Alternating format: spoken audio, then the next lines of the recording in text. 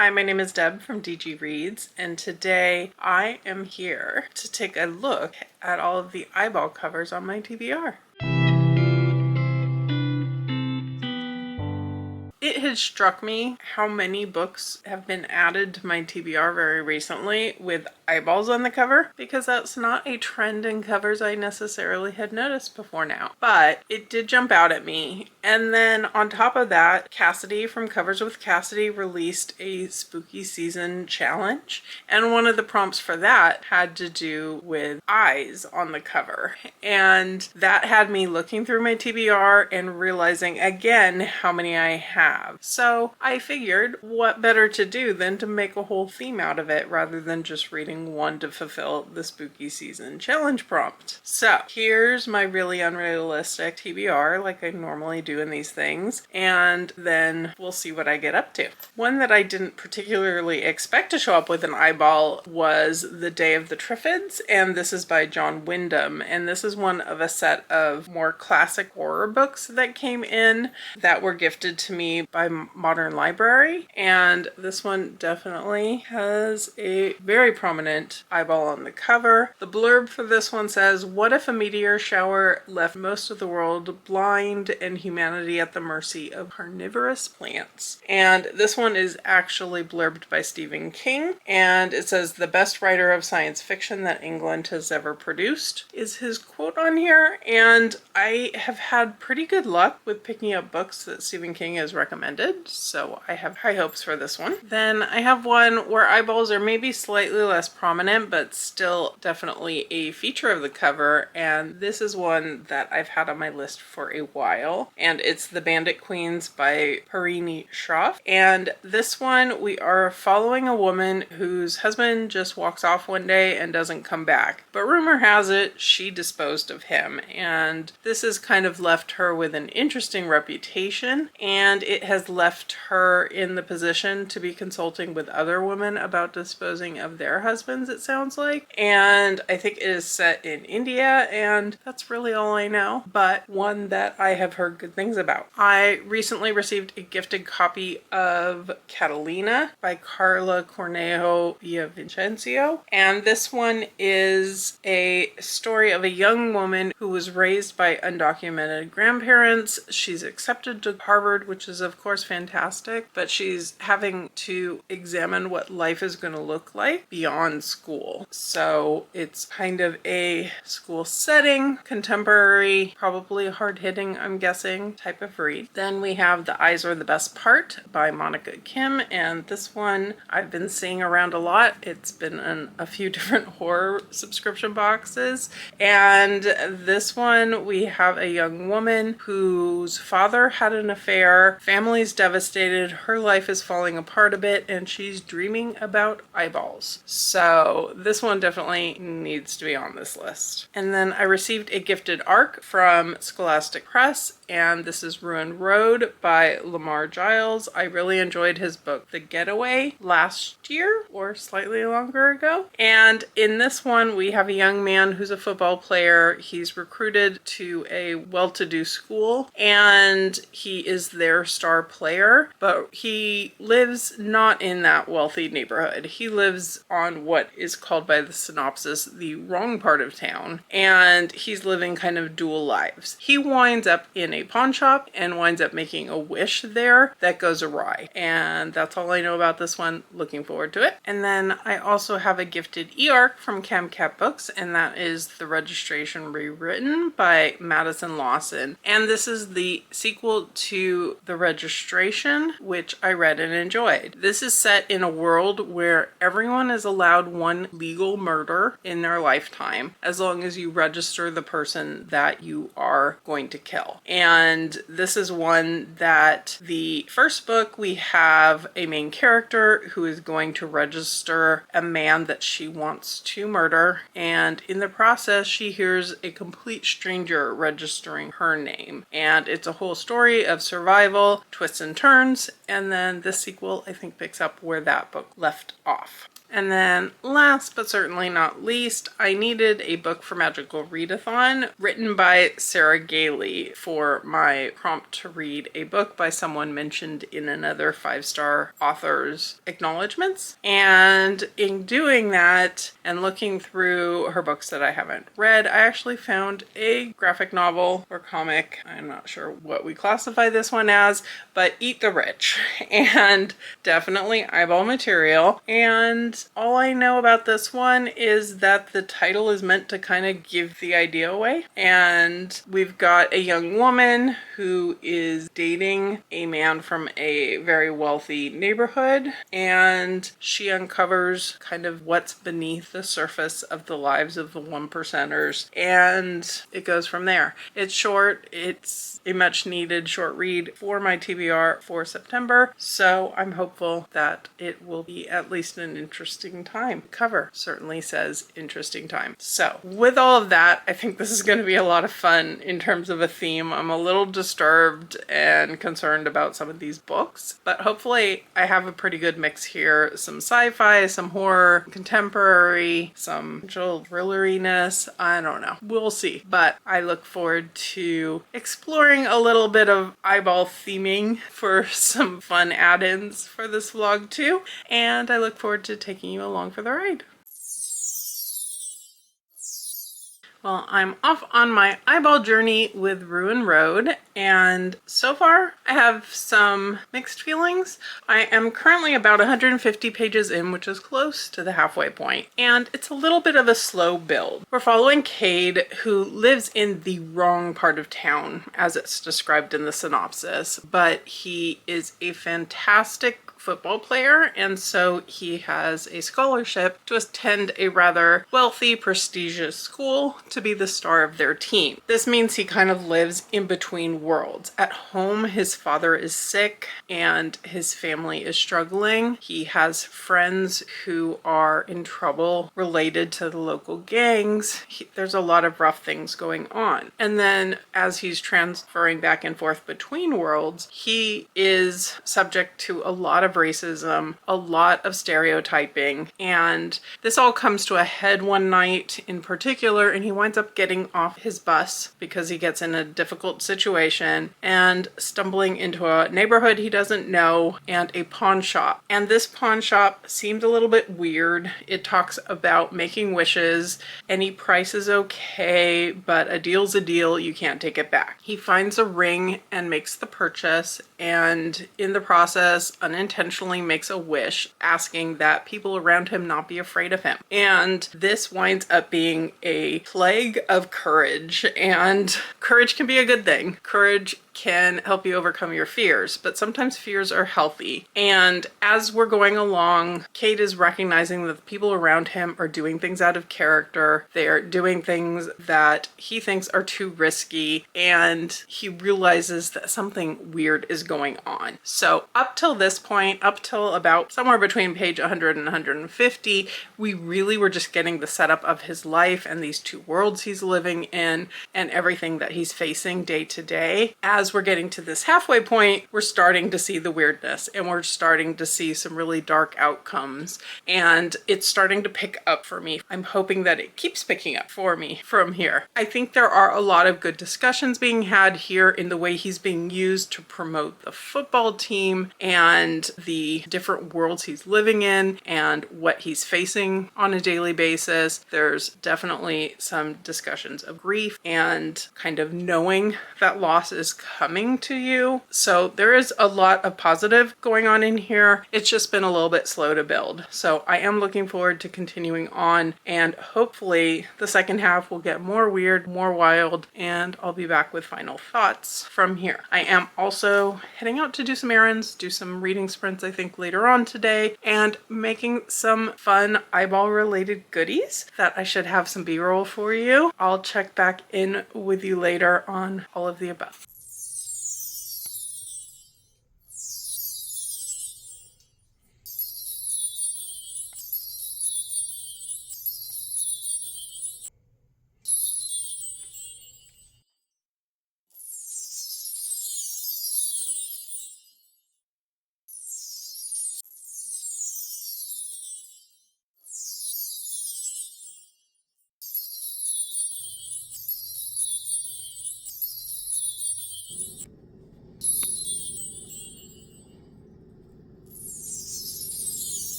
I'm back with you because I have now finished up Ruin Road by Lamar Giles, and I have thoughts. I had very mixed feelings about this one. To start with, when it comes to the theme, I'm really not still positive where the eyeball comes in. So, it's definitely a very disturbing eyeball cover, not necessarily a very eyeball story. That's beside the point though. I think this had a whole lot of good conversations to share with us about racism, about class, about privilege, about making use of someone who has a lot of skills and valuing them for those skills, but then still seeing them as someone other who is on the wrong side of town, who has a very troubling kind of neighborhood and family situation. There's a lot of grief in this one, and the idea of what people will sacrifice for each other. In terms of the horror elements, like I said, I think in the first update I gave you, there wasn't a whole lot going on with it at the halfway point. It does definitely pick up in the second half, but it's still not necessarily the main focus as much as I would have wanted it to be. I think we definitely get some horrific moments. We see horror elements and some of that coming in, but it's still not as quick paced as I thought maybe the second half would get to. The end does take off quite a bit. We again are seeing a lot of violence, a lot of elements of darkness going on, but it didn't quite ever fully hook me into it. So in the end, this one winds up being a 3.5 stars for me. It wasn't a new favorite, but I'm still glad that I picked it up and gave it a read. This one will be coming out on September 17th. So if it is something that seems like it would call to you, I would suggest picking it up and giving it a try too.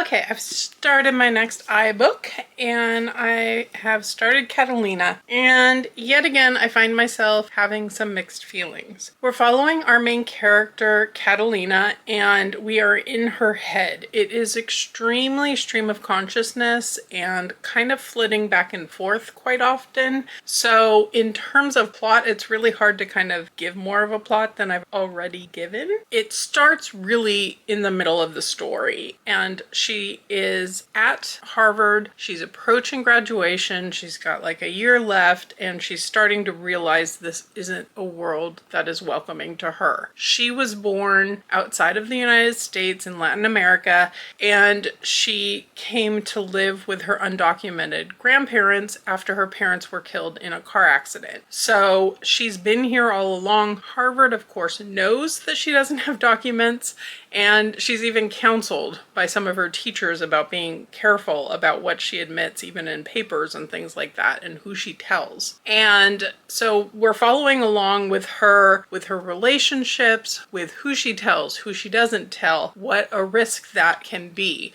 And I think there's a lot of really good discussions going on in here. I think it's just a little bit lacking in transitions between thoughts and times and all of that to really have me sucked in. So I'm going to keep going. I'm at currently 42% or so, and I am listening to it currently on a audio arc from PRH Audio. So thank you to them for that. And this one is a gifted copy as well from One World. I am liking the discussions and I'm finding that part of it interesting, and certainly some of the discussions on the laws and the way the government has handled things are definitely eye-opening.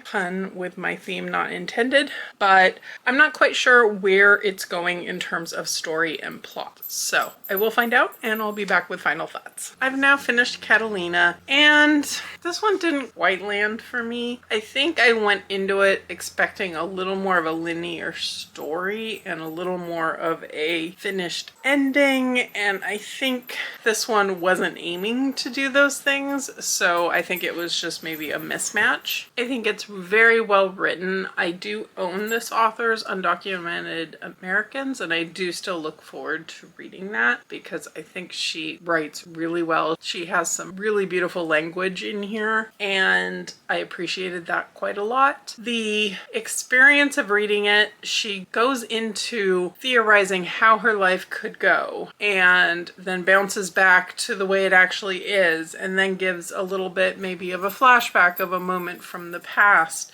And she's talking about her own life, she's talking about her grandparents' life, she's talking about her connection to her family or her lack of connection in some cases. She never really knew her parents. They died when she was so young, so she doesn't really have that connection. She doesn't really know the country she came from. There's a lot of good discussions in here about racism and the way going to this school exposes her to a lot of different things. And I don't want to say that this isn't a good book, because I think it is a good book. I think it's just my expectations and really what I was struggling on with it might work well for someone else who really likes a stream of consciousness type of narrative. So in the end, I think this one's getting a 3.5 for me. I think it's a good book. I think the writing's excellent. I think the character of Catalina is fleshed out well. I think it was just the way the plot was assembled and the way the pacing worked with that and the switching back and forth, which lost me a few times, that just didn't quite work well for me.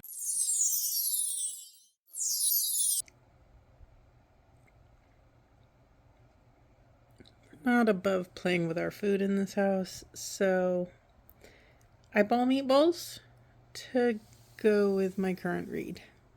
Okay, I have continued the eyeball journey with probably my most eyeball-y of books, and that is The Eyes Are the Best Part by Monica Kim, and so far I'm liking it. It's very slow build. There's a lot of family setup and tension and drama that needs to happen, I think, as the origin story for why our main character is going through what they're going through. The book follows G1, and she is a freshman in college, and she's been dealing with a lot in her life. Her father had an affair and left the family. Her mother has been really struggling since then to kind of keep her head above water. She's dealing with what seems to be some mental health issues, and G1 and her sister are both just trying to keep the peace and trying to keep things going. Her mother has recently started dating George, who is not a great guy. Her mother's in love with this man, but both the daughters recognize the fact that he's really just looking at any Asian woman. He's pretending to be an expert on Asian culture, even though he can barely speak their Korean language, and he's just a very off-putting man. But there is one thing our main character really likes about him, and that's his blue eyes. And she becomes a bit obsessed by them, and that's followed her into her dreams. She's begun to dream about his eyes,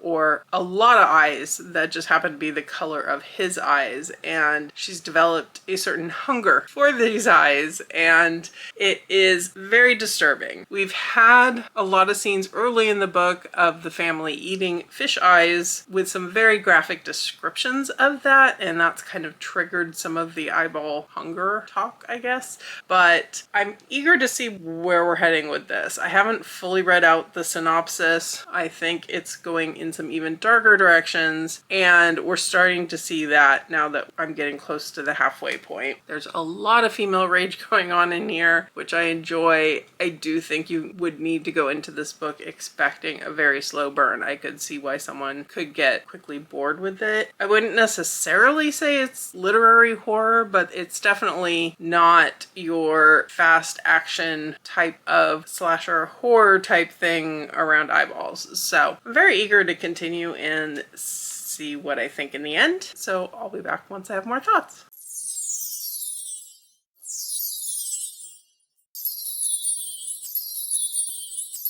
Back with an update because I have now finished, as of a few minutes ago, The Eyes Are the Best Part. And I yet again have a few mixed opinions on this one. And I think it accomplished what it was trying to do. It definitely leans into female rage and being disturbing, and both those things are really well developed. We've got characters that our protagonist is going up against that are meant to be unlikable, and if are, I think we get good character development, I think, for the main character, maybe more so than some of the other characters. Living in her head throughout this book, we get a lot of insights into her life, what she's been through, her family life, everything else gets, I think, fleshed out pretty well. I appreciated the discussions of her mother's mental issues and the mental health aspect and the feeling that the family has of abandonment after Ji-won's father leaves them and having to deal with so much day to day. The craving of eyeballs definitely hit the disturbing. The scene depictions where the gruesome stuff is happening definitely hit and definitely gave an ick and definitely were, I think, really well written.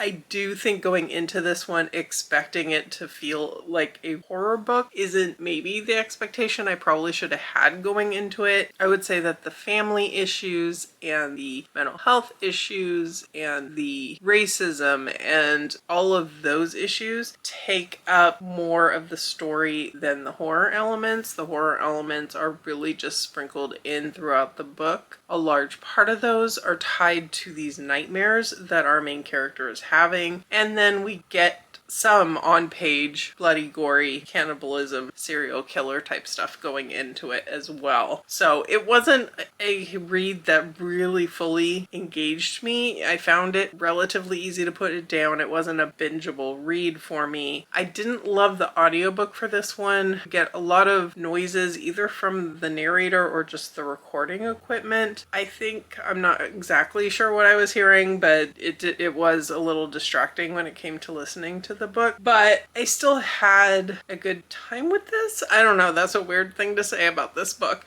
but I think it was well written. I think it accomplished what it wanted to. It's a low 4-star read for me, I think, is where I'm landing on this. Again, just having finished it a couple minutes ago, but that's where we're at with that one. And then I did just want to give a quick update. I started a new book.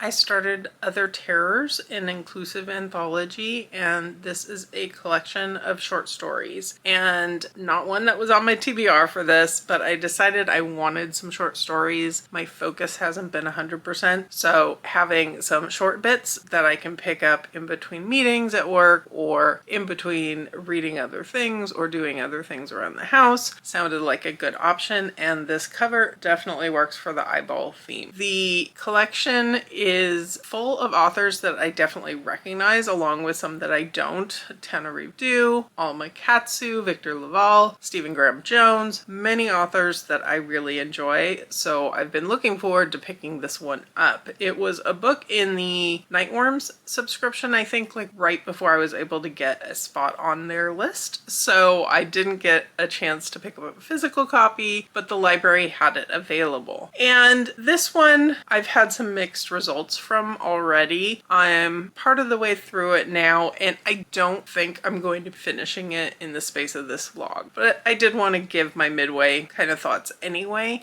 It's not that I'm DNFing the book, it's just that so far I haven't felt compelled enough to just sit down and binge read a bunch of short stories, and that's not unusual for me. I do tend to like to bring short stories into my reading in the sense that I read a story or two in between picking up novels or when I just have a spare moment to just go ahead and read. So with that, what this collection is a mix of short stories in the horror genre in one way, shape, or form that are dealing with a very diverse cast of characters, a very diverse cast of authors writing the stories. So one of the first stories was by Jennifer McMahon. It was named Idiot Girls, and this one we were looking at two young women in a relationship, but keeping it under under wraps from their family, from their neighbors, and meanwhile there's also a element of children going missing and a horror creature involvement. And that one, I liked the balance that was struck between kind of contemporary issues mixed with horror with a little bit of a twist to it, and I did enjoy that. Some of the stories haven't necessarily been landing super much. They're very easy to kind of just consume and not necessarily stick with me as much. Others definitely have a lot that are drawing to me that maybe aren't hitting on the horror side quite as well. So I think this is kind of leaning itself towards, so far, me feeling like it's going to be a 3-star collection. I'm not saying any of these stories are bad or any of these authors are bad. I'm very hopeful with this collection. Maybe I'll find some authors that I eventually want to look up and add to my list, since I don't recognize all of the authors in this collection. But I think this is going to be one of those situations where some stories hit, some don't, and so in the end the collection winds up being kind of mid for me. And looking at reviews on Goodreads, I was trying to see if maybe it was me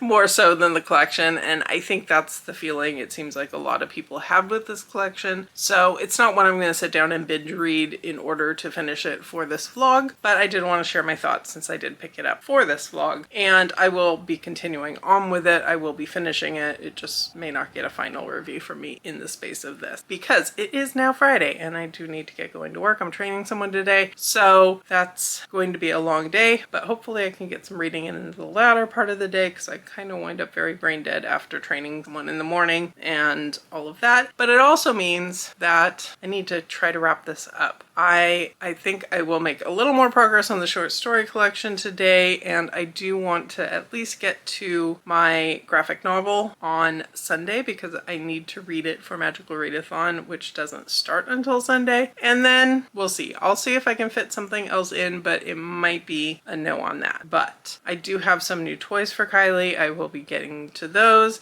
and I will be wrapping this up fairly soon because with the holiday and a very busy weekend to come, I need to get this up on Wednesday, and editing hasn't started yet. So happy Friday, and I'll be back once I have more thoughts.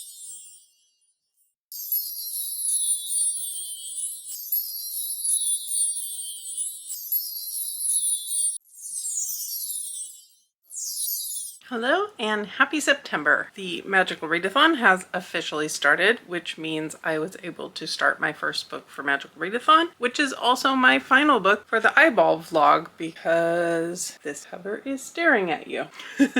This is a very short graphic novel, and I wasn't even necessarily intending to do a midway update because it's so short, but looking at some of the reviews basically said that they really enjoyed it, but the ending fell apart, so I figured maybe I would do a midway update. Just a quick one. So this is following a young woman named Joey who is going home with her very wealthy boyfriend for the first time. They're spending the summer there, and this is very much not Joey's world, but for her plans for her life, she knows she's going to have to be able to get along with the wealthy, so she's there to try to make it work. But things go very quickly awry. Within the first volume of the 5 in here, she attends her first party, which is the retirement party for one of the staff. And she discovers that they are eating the staff when they retire. Joey gets the attention of some of the other people in this world, both the hired help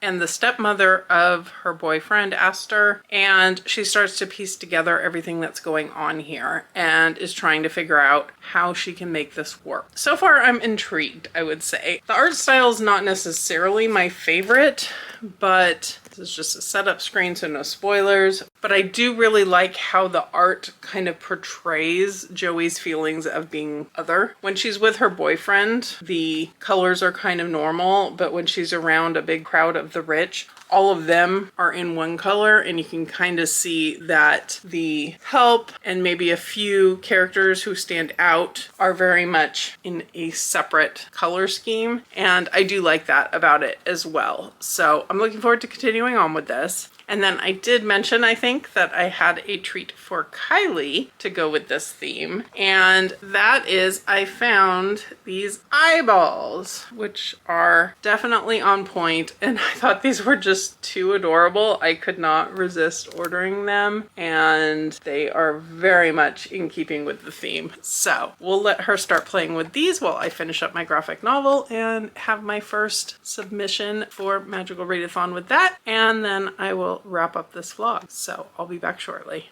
Handful of eyeball balls. What do you think, Kai? Want to pick one?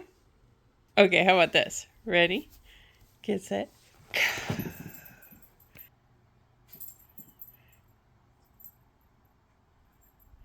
I think she likes them.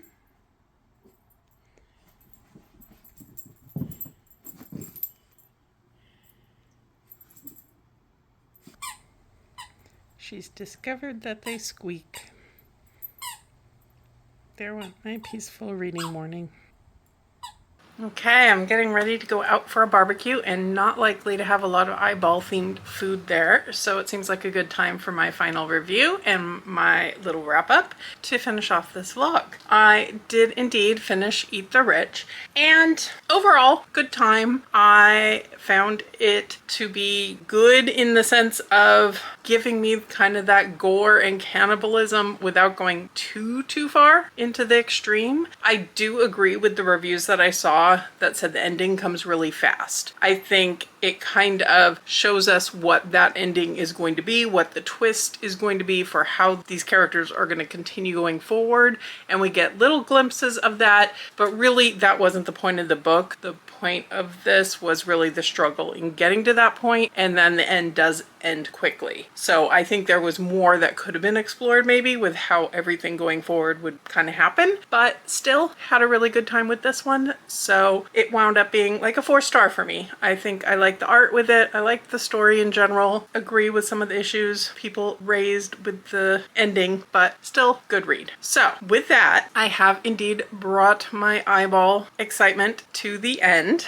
and I had a good time with this vlog. It was a really fun theme. I think making those cupcakes was definitely a highlight for me. Kylie has been having so much fun with her new eyeball toys and chasing them around the house, and the fact that she got 3 of them at once just always is amusing to watch her try to figure out which one she wants to play with first. So that's been a lot of fun as well. And overall, I think I had a pretty decent time with the books that I picked for this. I don't know that I necessarily had any big 5-star wins from this, and it didn't always go the way that I thought some of these books were gonna go, but in the end it was a lot of fun, just this whole vlogging experience, and that's a win in my book. So let me know in the comments below, have you read any of these books? Share your thoughts. Do you have any favorite eyeball type of books to add to my TBR? Maybe I need more. And if you've made it this far and you don't have anything to comment, I mean, I think the obvious emoji for this is eyeball or eyeballs. So with that, I will go ahead and leave you here. If you could hit that like button below if you enjoyed this vlog, and subscribe if you're interested in more of my vlog themes and book thoughts, I would really appreciate it. And I will go ahead and wrap up here and catch you real soon in a new video.